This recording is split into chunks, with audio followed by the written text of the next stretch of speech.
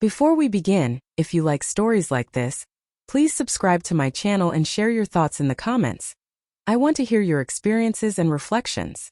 It started with a text that didn't feel like a text. It felt like a punch to the gut. My phone buzzed late that night, and there it was from my wife. "I'm traveling with a friend, trust me." I stared at it, my thumb hovering over the reply button. I wanted to trust her. I wanted to believe in us. But a quiet voice in my head whispered doubt. Something about the timing, the vagueness, the insistence of trust me didn't sit right. So I typed carefully, trying to keep my tone casual. "Of course, your friend's wife?" There. It was subtle, like a gentle probe, a test to see if the universe or fate would confirm my suspicion. And almost immediately, her reply came, breezy, almost too cheerful. "Yes, nothing to worry about. Just a quick trip." I forced myself to breathe, to let it go. But that night I lay awake, replaying her words, her smiles, our last week together. The nagging unease clung to me like a shadow. First it was small things.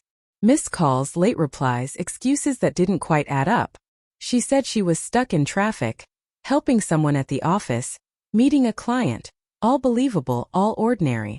But when her phone stayed on silent for hours, when I saw her laugh at messages I wasn't meant to see, my stomach started tying itself in knots. I began questioning myself. Was I being paranoid? Was my anxiety overreacting to innocent coincidences? I kept revisiting our last dinner, our last weekend, searching for signs I had missed. But the more I looked, the more I felt a strange distance growing between us. A wedge I didn't recognize but couldn't ignore. A week later, she told me she was going on the trip. "Just a long weekend with friends," she said. Her tone was light, playful even, but my chest tightened. I had this odd, sinking feeling, a premonition that the words she chose were meant to protect, not tell. She left, suitcase in hand, a kiss on my cheek that felt rehearsed. I watched her go, trying to swallow the unease. I told myself to relax, to trust her, but every sound of a notification, every chirp of a text made my heart jump. Then the messages started, small, seemingly innocent, from her friend, the one she was supposedly traveling with. Mentions of dinners, sightseeing, laughs, shared secrets.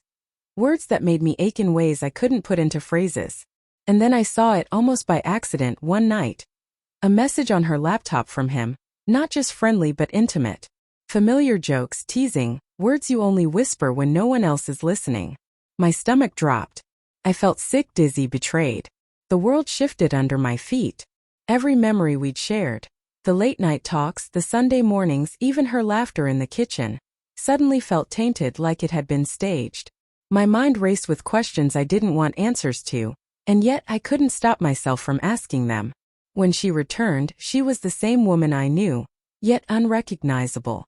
She smiled, hugged me, and talked about her trip, carefully avoiding names, places, little details that might matter.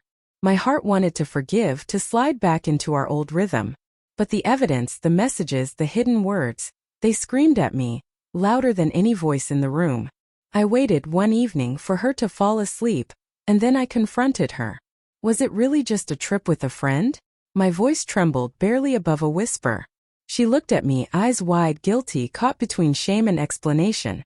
And then she told me everything, how it had started as casual texts, innocent at first, until it became something more. Her voice shook, a mix of fear and remorse.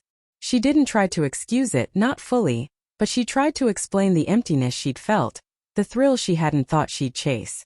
I listened, heartbreaking with each word, torn between anger, grief, and the part of me that still loved her. I realized that betrayal isn't always about hatred. It's about weakness, desire, unmet needs, and sometimes cowardice. The days after were a blur of silence and reflection. I thought about our life together, the milestones, the quiet mornings, the laughter, the tears. Some memories stung like salt in a wound. Others softened into lessons. I realized love without trust is fragile, and that I had allowed my own doubts to go unspoken until they became reality.